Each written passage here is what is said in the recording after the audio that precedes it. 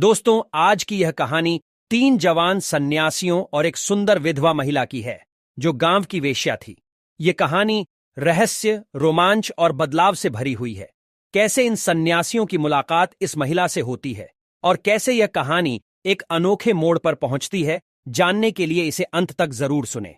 पुराने समय की बात है जब सत्य की खोज में 3 सन्यासी देश देशांतर की यात्रा कर रहे थे। उनकी उम्र 35 से 40 वर्ष के बीच थे और वे तपस्वी जीवन जीते थे। वे भोजन के लिए गांव-गांव भिक्षा मांगते और बदले में लोगों को जीवन के सच्चे मार्ग के बारे में उपदेश देते। उनका एक ही उद्देश्य था, सत्य की खोज जो हर मनुष्य को अपने जीवन में करनी चाहिए। एक बार की बात है, गर्मियों की एक दोपहर में जब सूर्य अपने तेज प्रकाश से पृथ्वी को झुलसा रहा था, तीनों सन्यासी पगडंडियों से गुजरते हुए एक छोटे से गांव की सीमा पर पहुंचे। ये गांव अपेक्षाकृत छोटा था। यहां गिने चुने घर थे और चारों ओर हरियाली फैली हुई थी। गांव के लोग सीधे साधे और आशावादी थे। वे अपनी जीविका के लिए कृषि पर निर्भर थे और दिन भर खेतों में मेहनत करते सन्यासियों ने गांव में प्रवेश किया और भिक्षा मांगने लगे।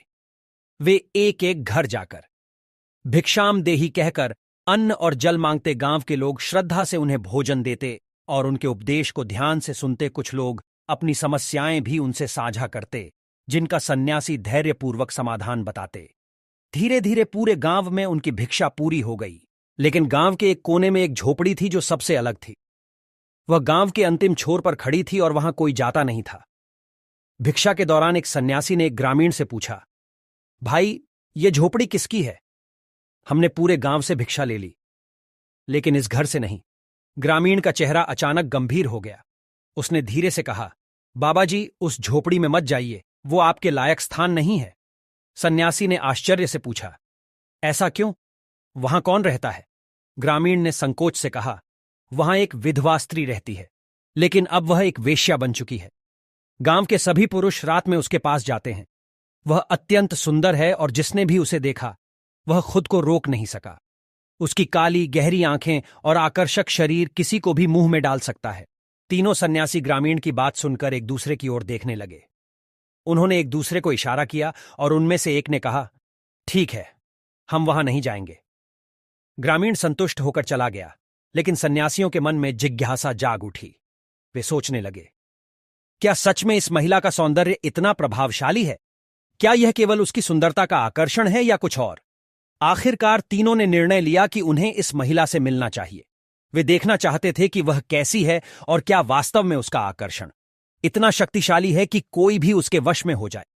वे धीरे धीरे झोपड़ी की ओर बढ़ने लगे। जब वे वहां पहुंचे तो उन्होंने दरवाजे के सामने खड़े होकर आवाज लगाई। भिक्षादेही कुछ क्षणों बाद झोपड़ी का दरवाजा खुला और भीतर से एक स्त्री बाहर आई। वह सचमुच अद्भुत सौंदर्य की धनी थी। उसके लंबे घने बाल उसकी कमर तक लहराते थे। उसकी आंखें गहरी काली थीं, जो किसी रहस्य को छिपाए हुए प्रतीत होती थीं। उसका रंग अत्यंत गोरा और शरीर सुडौल था। सन्यासियों ने एक क्षण के लिए उसे देखा, लेकिन तुरंत अपने मन को स्थिर कर लिया। महिला ने एक मोहक मुस्कान के साथ उन्हें प्रणाम किया और कहा, यह मेरे लिए सौभाग्य की बात है कि आज मेरे द्वार पर सन्यासी आए हैं। पहले तो यहां केवल पुरुष आते थे, लेकिन वे किसी और उद्देश्य से आते थे। आज पहली बार कुछ भिक्षा मांगने आए हैं। उसके स्वर में एक अजीब सी नटखट थी जो किसी को भी प्रभावित कर सकती थी। सन्यासियों ने शांत भाव से कहा, देवी, क्या हमें कुछ भोजन या पानी में मिल सकता है? महिला ने हंसते हुए कहा, भोजन छोड़िए, कुछ और चाहिए तो बताइए। सन्यासी मुस्कुराए और बोले, नहीं देवी, हम मोहमाया से दूर हैं, हमें केवल थोड़ा जल पिला दीजिए। महिला ने इशारा किया, तो आइए भीतर चलिए, मैं आपको पानी लाकर देती हूं। तीनों सन्यासियों ने देखा कि यह महिला अत्यंत चतुर है। उसकी बातें और उसका रूप किसी साधारण पुरुष को वश में करने के लिए पर्याप्त थे। फिर भी वे निडर होकर भीतर चले गए। वे जमीन पर बैठ गए और कुछ देर बाद महिला पानी लेकर आई। उन्होंने पानी पिया और वह उनके सामने बैठ गई। तभी उनमें से एक सन्यासी ने उससे पूछा, देवी, क्या तुम्हारा स्वभाव बचपन से ही ऐसा था या परिस्थितियों ने तुम्हें ऐसा बना दिया? महिला ने पहली बार चौंक कर उन्हें देखा। उसने कहा, आज तक किसी ने मुझसे यह प्रश्न नहीं किया। लोग मेरे पास आते हैं, लेकिन केवल मेरे शरीर को पाने के लिए। कोई मुझसे यह नहीं पूछता कि मैं कौन, वो मेरा अतीत क्या है, मैं क्या चाहती हूं। इतना कहते ही उसकी आंखों में हल्की नमी आ गई। कुछ क्षणों की चुप्पी के बाद महिला ने कहना शुरू किया, मेरे पति की मृत्यु कुछ महीने पहले हो गई। मैं अकेली रह गई। कोई सहारा नहीं था, कोई खेत नहीं था, कोई काम नहीं था। जब मैंने काम की तलाश की तो हर पुरुष मेरा शोषण करने की कोशिश करता। तब मैंने सोचा, क्यों ना मैं स्वयं ही वह बन जाऊं जिससे लोग आकर्षित होते हैं। तीनों सन्यासियों ने गहरी सांस ली। उन्होंने उसकी व्यथा को महसूस किया। अब आप ही बताइए, महिला ने कहा, क्या मैं गलत हूं? जब पेट की आग जलती है तो इंसान कुछ भी करने को मजबूर हो जाता है। समाज बिना कुछ दिए कुछ नहीं देता, और मैं बदले में अपना शरीर देकर अपना जीवन चला रही हूं। सन्यासियों ने उसकी बात सुनी, लेकिन वे जानते थे कि यह मार्ग उसे कहीं नहीं ले जाएगा। तीनों सन्यासी ध्यानपूर्वक उसके चेहरे के भावों को पढ़ रहे थे। उनमें से सबसे अनुभवी सन्यासी, जिसे लोग अंगिरा कहते थे। अंगिरा ने कहा, देवी, संसार का नियम बड़ा विचित्र है। ये वही समाज है जो पहले किसी अबला का शोषण करता है और फिर उसी पर उंगली उठाता है। लेकिन यह सत्य नहीं कि जीवन यापन का केवल यही एक मार्ग है। महिला ने कड़वाहट भरी मुस्कान के साथ कहा, बाबा, यदि यह मार्ग गलत है तो फिर समाज ने मुझे दूसरा मार्ग क्यों नहीं दिया? जब मेरे पति की मृत्यु हुई तब क्या कोई मेरा सहारा बना नहीं? तब सबने मुझे बस एक वस्तु की तरह देखा। तीनों सन्यासियों ने उसकी पीड़ा को महसूस किया, लेकिन वे जानते थे कि किसी भी आत्मा का परिवर्तन एक गहरी प्रक्रिया है। तभी एक और सन्यासी, जिसे महायोगी कहा जाता था, आगे झुका और बोला, देवी, सत्य की खोज में हम तीनों वर्षों से भटक रहे हैं। हमने राजा से लेकर भिखारी तक को देखा है, धनवान से लेकर निर्धन तक को समझा है, परंतु जो सबसे अधिक दुखी होता है वह व्यक्ति है जो अपने ही जीवन को समझ नहीं पाता। महिला कुछ कहने ही वाली थी कि अचानक झोपड़ी के बाहर से किसी के तेजी से भागने की आवाज आए। सन्यासी सतर्क हो गए। अंगिरा ने झोपड़ी का दरवाजा खोला और देखा कि एक व्यक्ति दरवाजे के बाहर खड़ा है। कौन हो तुम? अंगिरा ने कड़क आवाज में पूछा। वह व्यक्ति सहम गया, लेकिन कुछ क्षणों बाद संकोच से सामने आकर बोला, मुझे क्षमा करे बाबा, मैं इस गांव का रहने वाला हूं। मैं बस यह देखने आया था। अचानक मेरी चिंता क्यों होने लगी? वैश्या प्रश्न किया। जब मैंने पहली बार ये राह चुनी थी तब तुम और पूरा गांव मुझसे मुंह मोड़ चुके थे। तब मेरा साथ क्यों नहीं दिया? उस व्यक्ति ने सिर झुका लिया। उसका स्वर धीमा और क्षीण था। हम डर गए थे, शायद स्वार्थी भी थे। महिला की आंखों में कुछ पल के लिए एक अनोखी चमक उभरी। न वह क्रोध था, न क्षमा, बल्कि उससे कहीं गहरा। कुछ सन्यासियों ने इस संवाद को ध्यान से देखा और फिर उस व्यक्ति की ओर मुड़े। क्या तुम वास्तव में इसकी सहायता करना चाहते हो? एक गहरी चुप्पी छा गई। फिर उसने धीरे से कहा, यदि यह सच में अपना जीवन बदलना चाहती है तो मैं इसका साथ देने के लिए तैयार हूं। महिला के मन में असमंजस था। क्या वो सच में बदल सकती थी? क्या समाज उसे फिर से स्वीकार करेगा?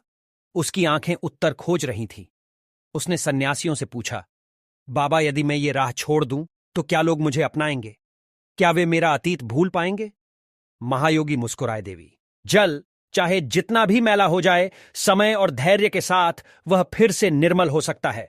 प्रश्न यह नहीं कि समाज क्या करेगा, बल्कि यह है कि तुम क्या चाहती हो। महिला पहली बार निःशब्द हो गई।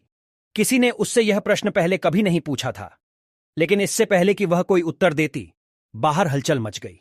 कुछ पुरुष जो कभी उसके पास जाया करते थे, अब विरोध और असमंजस से भरे खड़े थे। बाबा, आप यहां क्या कर रहे हैं? एक बुजुर्ग ने कड़े स्वर में पूछा। सन्यासियों ने उन्हें शांत रहने के लिए कहा, लेकिन गांव वालों में बेचैनी थी। यदि ये स्त्री सुधर गई तो हमारे रास्ते बंद हो जाएंगे, किसी ने फुसफुसाकर कहा। और उसी क्षण सन्यासियों को समझ में आ गया कि समस्या केवल इस महिला की नहीं, बल्कि पूरे समाज की थी, जो नैतिक पतन के गर्त में जा चुका था। अंगिरा ने हाथ उठाया और गंभीर स्वर में बोले, भाइयों, हम केवल स्त्री के लिए नहीं आए हैं, बल्कि पूरे गांव की भलाई के लिए। यहां गांव के एक वृद्ध ने उपास से कहा, भलाई बाबा, ये जन्म से ही ऐसी थी, इसकी नियति यही थी। महायोगी मुस्कुराए और बोले, किसी की नियति जन्म से तय नहीं होती। यदि ऐसा होता तो पत्थर कभी मूर्ति नहीं बन सकता था और मिट्टी कुम्हार के हाथों में आकार नहीं ले सकती थी। मनुष्य वही बनता है जो वह स्वयं बनना चाहता है। गांव में मौन छा गया। किसी सन्यासी से ऐसी बातें पहले कभी नहीं सुनी गई थीं। तीसरे सन्यासी आगे बढ़े और गंभीर स्वर में बोले, तुम लोग इसे अपवित्र मानते हो, लेकिन क्या तुमने कभी सोचा कि इसे इस राह पर किसने धकेला? इसके पति की मृत्यु के बाद क्या तुम में से किसी ने इसकी सहायता की, या तुमने इससे मुंह मोड़ लिया? गांव वालों ने एक दूसरे की ओर देखा। कुछ ने शर्म से सिर झुका लिया। तीसरे सन्यासी ने आगे कहा, अगर एक पुरुष सन्यासी बन जाए तो लोग उससे पूछते हैं, लेकिन यदि कोई स्त्री अपना अलग मार्ग चुनती है तो उसे तिरस्कार मिलता है। ये कैसा न्याय है? गांव में कानाफूसी होने लगी। कुछ लोग मानो इस बात से सहमत होने लगे थे। महिला की आंखों में आंसू भर आए। हाथ जोड़कर वो बोली, बाबा, आज पहली बार किसी ने मुझे इंसान की तरह समझा है। मैं अपने अतीत से मुक्त होना चाहती हूं। कृपया बताइए मुझे क्या करना चाहिए। महायोगी बोले, देवी, सबसे पहले तुम्हें स्वयं पर विश्वास करना होगा। समाज का भय छोड़ो और अपने लिए एक नई राह चुनो। महिला ने सिर झुका लिया। फिर धीरे धीरे उसने अपने गहने उतारकर सन्यासियों के चरणों में रख दिए और बोली, आज से मैं अपनी पुरानी पहचान छोड़ रही हूं। मैं अब एक नया जीवन शुरू करूंगी। गांव वाले यह देखकर आश्चर्य से भर गए। कुछ को पछतावा हुआ, कुछ के मन में सम्मान जाग उठा। अब अंगिरा गांव वालों की ओर मुड़े और बोले, अब यह स्त्री नया जीवन शुरू करना चाहती है, लेकिन प्रश्न यह है, क्या तुम लोग इसे स्वीकार करोगे? गांव में फिर से हलचल मच गई। कुछ लोगों ने सहमति में सिर हिलाया, लेकिन कुछ अब भी संदेह में थे। तभी एक वृद्ध किसान आगे बढ़ा और बोला, बाबा, आपने हमारी आंखें खोल दी। यदि यह अपने जीवन को बदलना चाहती है, तो हमें इसे स्वीकार करने में कोई संकोच नहीं होना चाहिए। धीरे धीरे और भी लोग सहमत होने लगे। कुछ युवकों ने कहा, यदि यह महिला मंदिर में पूजा पाठ करना चाहती है, तो हम इसे रोकेंगे नहीं। सन्यासियों के चेहरे पर संतोष की मुस्कान आई। परिवर्तन की प्रक्रिया आरंभ हो चुकी थी।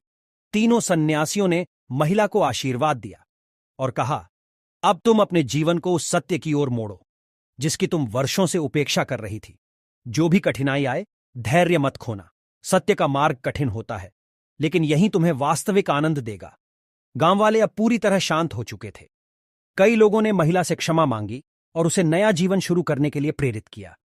सन्यासियों ने गांव को अंतिम बार देखा और अपने मार्ग पर आगे बढ़ गए।